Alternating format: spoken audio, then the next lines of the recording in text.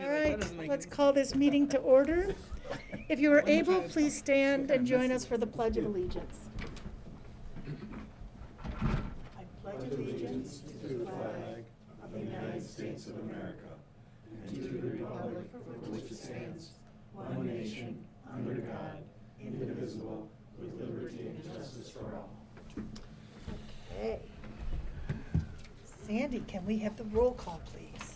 Councilmember Ellenboss. Here. Hopkins. Here. Ingalls. Here. French. Here. Mayor Shippers. Here, thank you. Okay, next, would someone like to make a motion to approve the agenda? I make a motion to approve the agenda as presented. Support. Councilmember Hopkins. Yes. Ingalls. Yes. French. Yes. Ellenboss. Yes. Mayor Shippers. Yes. Okay, motion carries. Next, we have public comments. If you would like to make a comment, please state your name and let us know if you're a resident of the city. You have 3 minutes. Everybody be a good neighbor, be kind, and there we go. Thank you.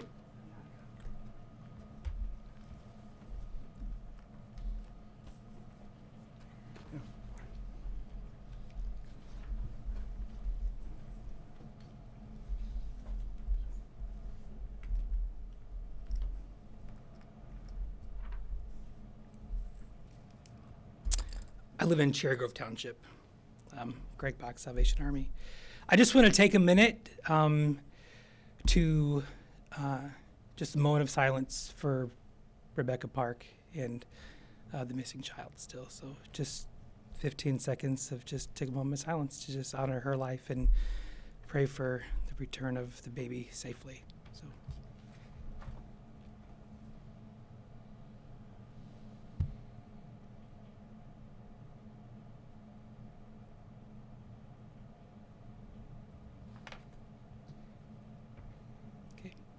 I yield back the time. Okay. Thank you. Anyone else?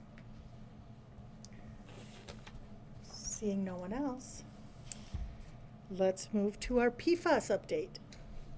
Thank you, Mayor and members of City Council, staff, and everyone tuning in. I will provide the update this evening, and I have some prepared remarks that I would like to share. So first of all, everybody, I am incredibly proud to announce that the results from the tireless efforts from our Utilities Director, Jeff Dietland, Engineering, Connie Boyce and her team, and Brian and Newhoff, will frankly forever positively impact the lives of many within our community. Tonight, I am humbled to advise that the City of Cadillac has been notified of a remarkable grant award, larger than any grant award thus far during my tenure as city manager, and possibly the largest grant award in the history of the city. The City of Cadillac has been awarded an $8.2 million grant from the Michigan Department of Environment, Great Lakes and Energy through the Federal Emerging Contaminants in Small or Disadvantaged Communities program.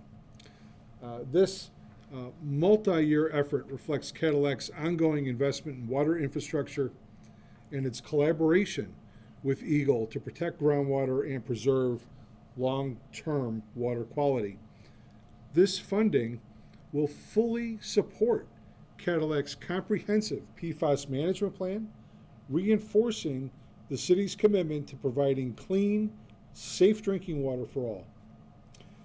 The Emerging Contaminants in Small or Disadvantaged Communities grant program helps communities address PFAS and other emerging contaminants that threaten public drinking water systems. Funding supports planning, design, and construction of infrastructure needed to reduce or eliminate exposure to contaminants of concern. This grant represents a major step forward in our efforts to safeguard public health and protect our water resources. Cadillac has been determined and steadfast in addressing PFAS and other emerging contaminants, and this funding allows us to move from planning to construction ensuring clean, reliable municipal water for residents who currently rely on private wells. The project will extend municipal water service to hundreds of properties currently using private wells, including neighborhoods where PFAS impacts have been confirmed. Phase 1 of this project connects approximately 170 households along designated routes, including a water main extension along Marathon Drive. Phase 2 provides service to approximately 70 additional homes where municipal water is not currently available, also through the extension of a water main. It is also planned under both phases for the grant funding to cover the costs for the installation of the private service line from the property to the water main, and for the private wells to be closed and abandoned once the property is connected to the city's water system. This grant builds on these efforts by extending safe, regulated municipal water to residents who do not currently have access. Water safety is not just about compliance, it is about stewardship. This grant reinforces Cadillac's leadership in protecting public health and ensures that the benefits of safe drinking water reach our entire community. It is also possible that funding may be available with the project to connect adjacent areas outside of the city, such as Mary Street in Herring Township, to the city's PFAS-free municipal water system. And as a side note, because I know that folks that may live in the township could be concerned about the city looking at annexing them, and that, as we understand, is not part of a requirement from the state of Michigan. And basically, those properties just simply need to be customers of the city's water system. So a intergovernmental agreement, an easement from the township would likely be all that's needed, not any kind of a land transference or anything like that. They'll just simply get a water bill from the city and get service from the city. So next steps, right? What are the next steps? So while the city of Cadillac has secured this federal EC-SDC, which is the acronym, grant funding for this project, Eagle is still awaiting Michigan legislative authorization to spend the funds. So as a result, Eagle cannot enter into a grant agreement with us yet until the state legislature provides this authorization. So essentially, the state needs to authorize the expenditure of the appropriation that Eagle got from this federal funding source. Once that happens, we'll then get, frankly, a template of a grant agreement from Eagle that City Council will then have to consider approving. Construction right now is desired and anticipated to begin in 2026, with substantial completion expected later in 2027, again, pending legislative approval. That can change or modify the timelines.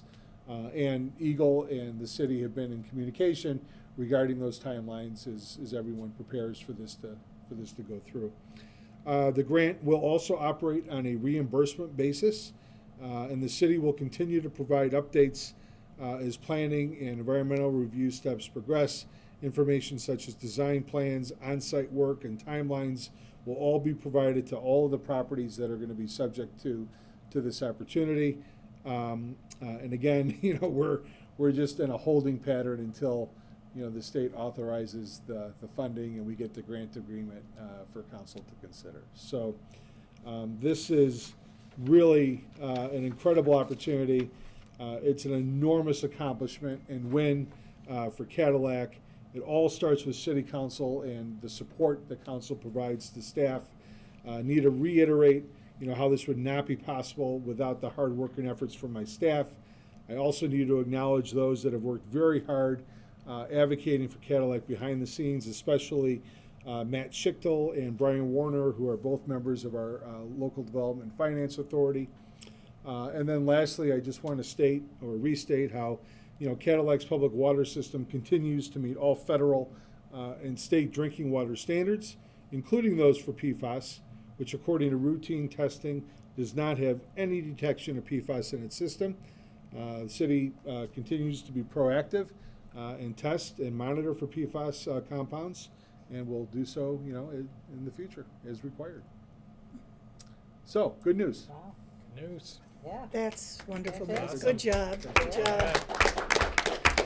Good job. Yeah. So it started with citizens coming here and speaking. And then with council responding and staff responding to council and looking for ways to make it happen. We said, let's find a way to make a way out of no way. And it looks like that's what's happened. So this remarkable staff, this remarkable council, and the remarkable citizens of this city has made this really mind-blowing thing happen for our community. So congratulations, everybody. Nice job. I like PFAS updates like that. So, next. Next. Okay. Woof. Next, consent agenda.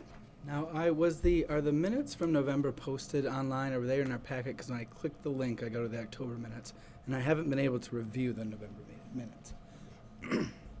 Are the minutes posted? They should They're be. in the packet. The packet link took me to the October ones, and I could not find them on the website under the city council minutes either. Maybe I'm just having technical difficulties. That happens more and more. They were right after the agenda. Okay. The only reason that the October minutes were included is because of the communication that correspondence between you and council. Okay. Did you guys get a chance to? Well, I think view those or Robert's looking see? for the November minutes. Yes. They follow they're right behind the agenda on the packet. Okay. In your packet. Mm-hmm. She's talking about, you're talking about it. So, you know what? Sorry for being potentially out of order here. It's possible that looking at the council's Agenda Center portal, Yes. and And the city council's yeah, minutes page, it too. may not have been there, but let me just look online. And the October ones are linked, so I did not get a Yeah, chance I to think review those. there might just be a wrong link there, council member. Let me look on the online packet, Okay. because I think, When I go to the packet, it does include the link for the October one, but it doesn't take me to the November ones. And I should Yeah, get so- the printouts, the paper copies. That's yeah, what I so, should get, yeah. I read them at home. so if you, Here's- so the link under the council's portal When we is went- unfortunately okay, not so the let me right go link. back. So But if from you go here, to the packet, and then go to the packet, yeah, it's there. and then if you scroll down right, here's where it starts. Okay. November You see it? 17th. Yep. Yeah, you just have to go to the PDF packet on the public website. Okay. Just the So- two ways I usually find it. It was not available I those ways. apologize, we'll so- have to get that fixed. Okay. Thank you. Yep. Do you want a minute? No, I mean, you guys can make a motion. Motion to approve the consent agenda is presented. Am I I'll jumping? second that. Okay. Did I jump the gun here a little bit? No, no. Okay. Councilmember Ingalls, Yes. French, Yes. Allenboss, Yes. Hopkins, Yes. Mayor Shippers. Yes, motion carries. Okay, we have a community spotlight. Thank you. First, I have a gift for you all. Oh. There's a song that says, "Sometimes in our lives, we all have pain, we all have sorrow." Y'all know it.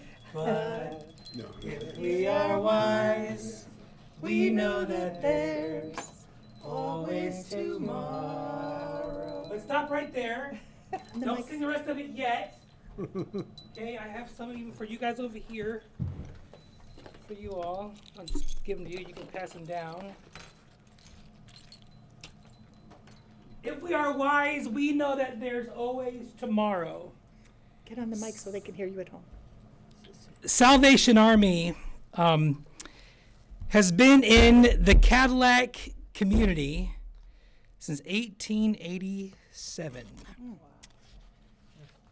Meeting human needs in Jesus' name without discrimination.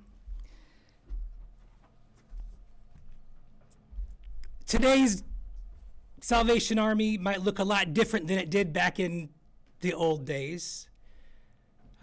Back in the old days, they would march down the street, they would beat their drum, they would play their horns and instruments, and they'd really just cause a ruckus wherever they went. But it caused people to stop and take notice of what the Salvation Army was and what they were doing. And oftentimes, those who are marching along the streets, the towns they were going to or were marching in that day, were often the former drunks and drug addicts and prostitutes from the town prior. And people just didn't want to accept the fact that maybe their lives had changed.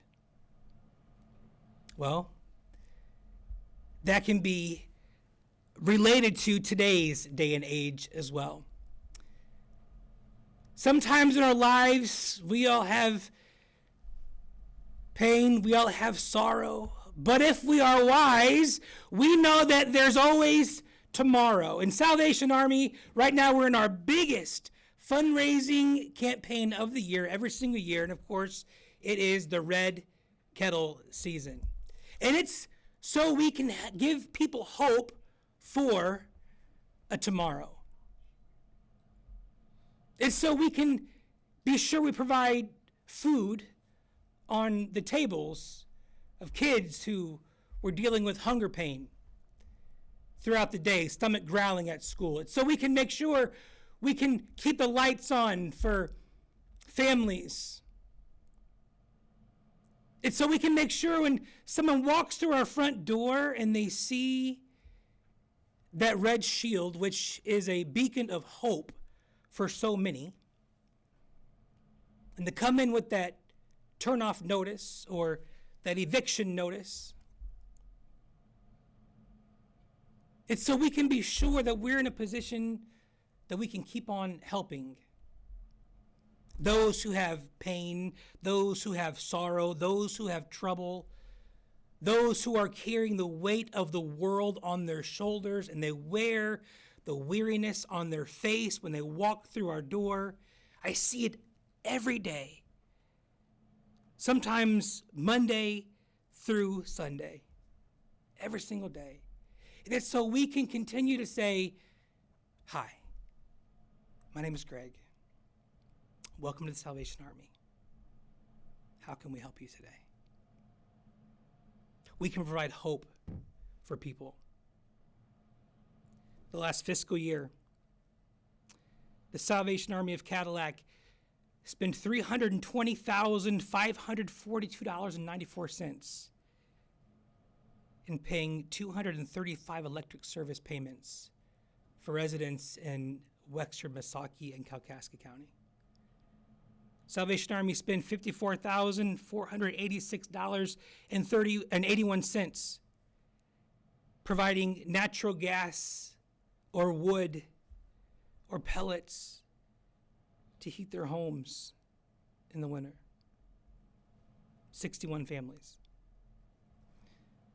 We spent $106,826.76 filling up 90 propane tanks for families.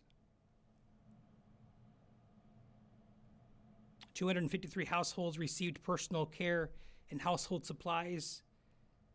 31 households received vouchers to our thrift store totaling over $46,000. I tell my staff, and I will challenge you all in the council and those sitting behind me. I tell my staff this stuff was given to us, and the closed fist is never in the posture to receive more.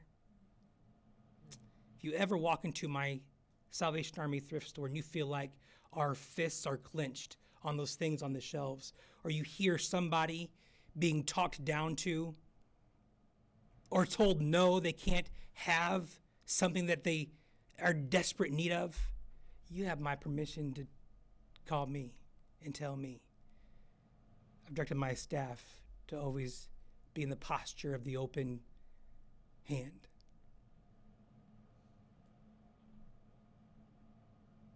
$31 household vouchers were distributed last year. And that could be anywhere from house fires. They need new bed sheets, new everything, pots and pans, clothing, furniture, all the way to they need winter gear. I tell them there's no more walking them through an area of my store and say, this is your rack for the vouchers. No, no, no.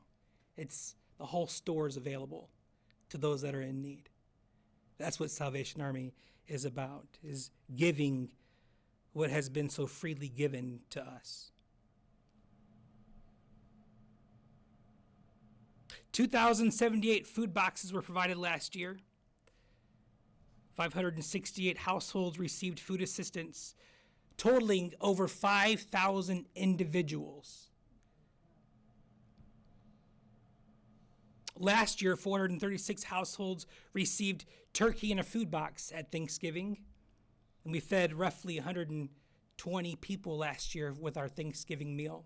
This year, over 550 Thanksgiving food boxes were distributed.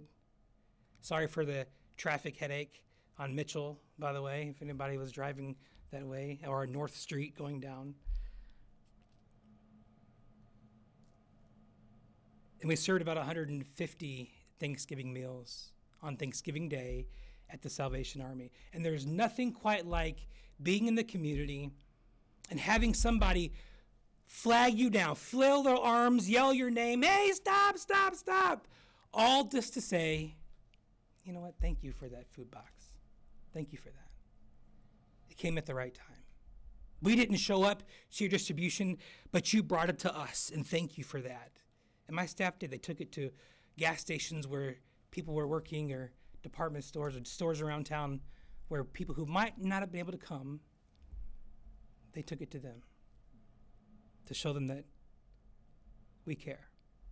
In our community center, there was 9,446 meals served last year through our community center, and that's new as of my wife and I, Captain Liz Bach, her and I's command here in Cadillac. We walked into the building the first day. There was a sign out the front door that said, "Do not come in, stay in your car, and call for help."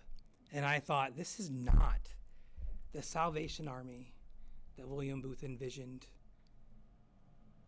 when he formed the Salvation Army. It took me a little bit. We opened up a warming center that turned into a community center that sometimes turns into an overnight when the weather gets really, really, really, really rough and cold. One of the things that broke my heart when I canceled church service on Sunday was somebody called and they said, "Captain, there's homeless asking if you're having church today because they just need somewhere to go." One of our biggest outreaches we have is to the homeless community. And I promise, I stand here and I give you my absolute word, we are not trying to do anything to bring them to town. But when they are here, we want to treat them with dignity and respect and look at them and let them know that they're seen, they're heard, they're valued, and they're cared for. And with that, I would like to just share with council, and you'll probably get something soon from Salvation Army. I'll work with Marcus and his city staff on it. We received funding from private donors for a shower trailer we can use in case of emergencies for house fires, first responders, victims, but also to take around to the different homeless encampments or to park it in a centrally located spot where they can take a shower. Because it is a proven fact that when an unhoused person takes a shower, they feel euphoric for 12 days afterwards. That's 12 days of feeling good. Being able to apply for a job, sitting in an interview, knowing that their odor is not offensive to the interviewer. Listen, it's simple. We just want to make people's lives better. We want them to know that they matter to us, they matter to God, and that there's people in this community that care about them. And I'll leave you with this. when I go to an emergency scene and I work the scene, fire, flood, what have you, and people say, thank you so much for this, for the work that you do. We appreciate you very much. It is my joy and my honor to say, don't thank me. I'm just the person that gets to put into action the generosity of a community that gives during a red kettle season, or gives all year long, all year round. So to the council and those watching, thank you for giving during red kettle season. I gave you all little keychain bells, and I sang to you the first part of Lean On Me. I don't know how much time I have left, but we'll sing the rest of it. Lean on me when you're not strong, and I'll be your friend. I'll help you carry on, for it won't be long till I'm gonna need somebody to lean on. And when you need somebody to lean on, you have an army in the Salvation Army. If people want to sign up to ring a bell or get involved, is there a website or a phone Yes, number? absolutely. www.registertoring.com. If you're shopping with a spouse or a loved one and there's nobody manning a kettle and there's a bucket and there's an apron and bell there, feel free to pick that bad boy up and ring-a-ling-ding, because we need it. Over 3,000 hours are available and only 268 hours are taken. What was that website again? www.registertoring.com. Register to ring. .com. Thank you for your time. Thanks for the Thank opportunity you for to do what you this. do. Appreciate it. Thank you so much. Yes. Thank you for helping our community be better.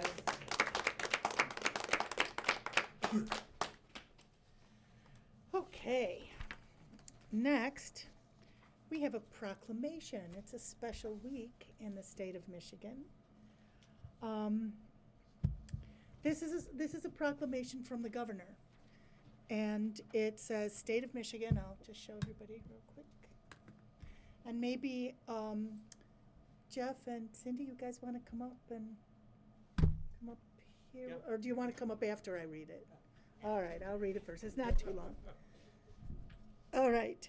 State of Michigan, Certificate of Proclamation. On behalf of the people of Michigan, I, Gretchen Whitmer, Governor of Michigan, do hereby proclaim December 8th through 14th, 2025, as Water and Wastewater Professionals Workforce Week.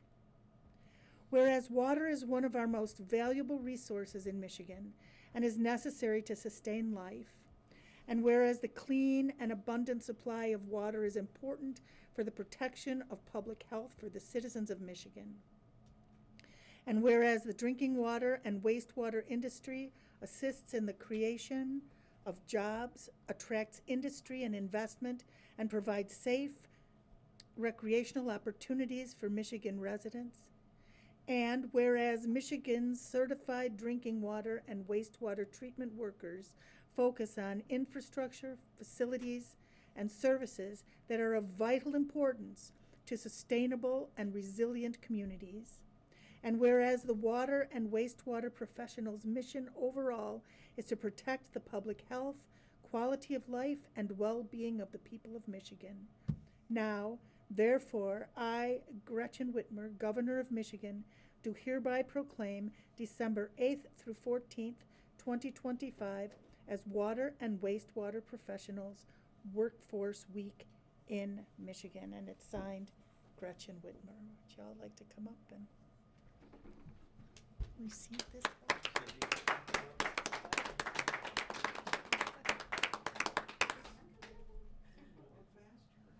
There you go. Thanks for your Cindy good work. is our lab supervisor. just Yes, so everybody all right.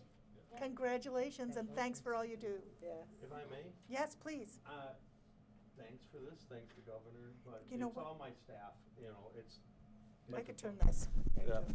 It's all my staff that does all the good work here, and I have a really great staff.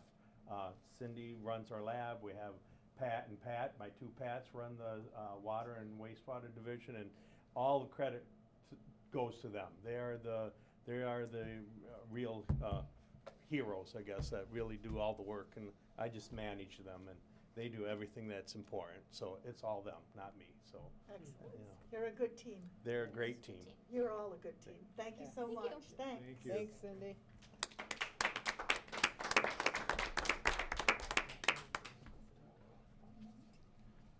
Okay. Next, there are some minutes and reports of boards and commissions. Next, there are some minutes and reports of board and commissions. We have the Cadillac West Corridor Improvement Authority report, and that takes us to our final public comments.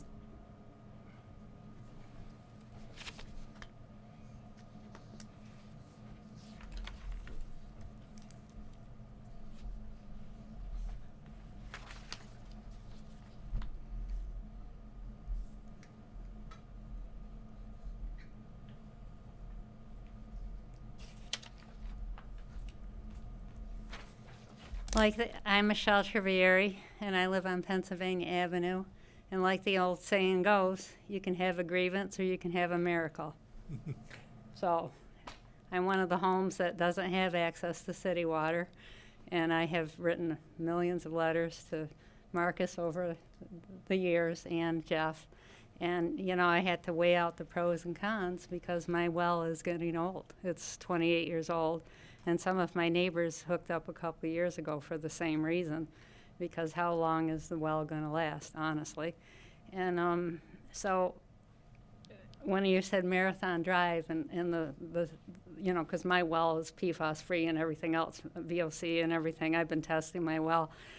And like I came here in May during the proclamation of Water Awareness Week, people didn't know anything about monitoring their own wells and septic systems for that matter, and that it was my responsibility, which I did know that because I did programs in that nature. That's my livelihood. And anyway, so he got a letter from me because I saw the surveyors and talked to them, and my neighbors come running out of their house. And so if you have any like people, you know, because everybody does know me when it comes to this water thing, and there's going to be people that, regardless if the city's going to pay, we get this grant, they're going to want to keep their wells and stuff. So that'll be interesting for our new mayor coming on and the city council moving forward. But it's a miracle because these people that are really impacted by PFAS over on Marathon and Mary Street and stuff. I mean, because when I was like, oh, they're only just going to do Pennsylvania and Illinois and Indiana, because I'm originally phase 2, I'd like to see them start with you know, hopefully if that can be, to go after the wells that are really impacted with Yep, that is fantastic. PFAS. So that's my wish and my hope for my fellow citizens. And I want to thank Greg, he's doing God's work. So there you go. So thank you. Merry Christmas. Thank you. I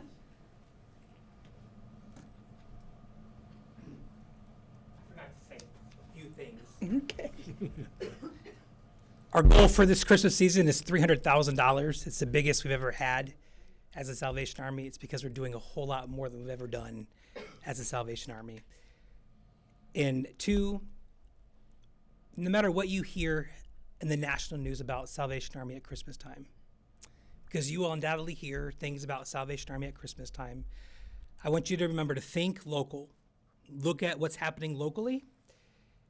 And as long as my wife and I are in command of this Salvation Army, I can promise you this: every person is welcome at Salvation Army, no matter their nationality, no matter their citizenship status, no matter who they love, how they love them. Every person is welcome at the Salvation Army. We serve people in Jesus' name without discrimination. I take it very seriously.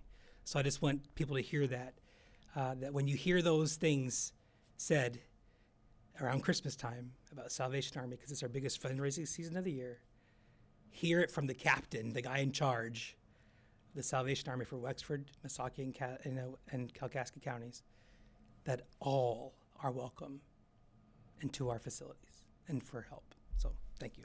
Thank you.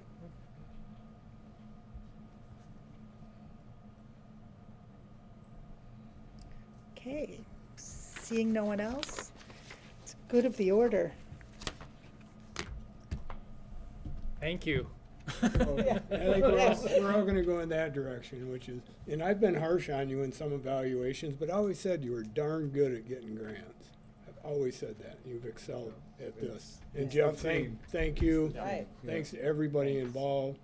And I'm sure, as Michelle brought up, we will handle that. People who don't want to get hooked up, Yeah. we'll take care of that. It'll be fine. But thanks, you did great. Yeah, thanks for Thank you. sticking with it, Marcus. Yeah. It really, it's the team and it's the relentless pursuit, you know, when Right.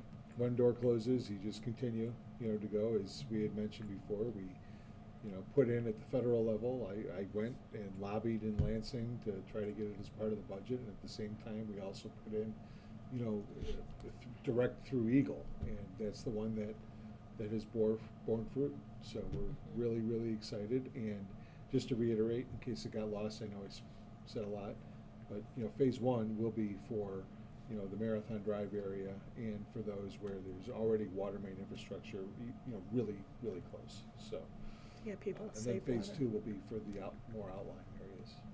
So Yeah. great. Yeah, very excited, very So excited. exciting. So, thank you. You know, Thomas Jefferson, I may be wrong, but I doubt it, I'm pretty sure it's Thomas Jefferson, said that it's curious that it seems the harder I work, the luckier I get.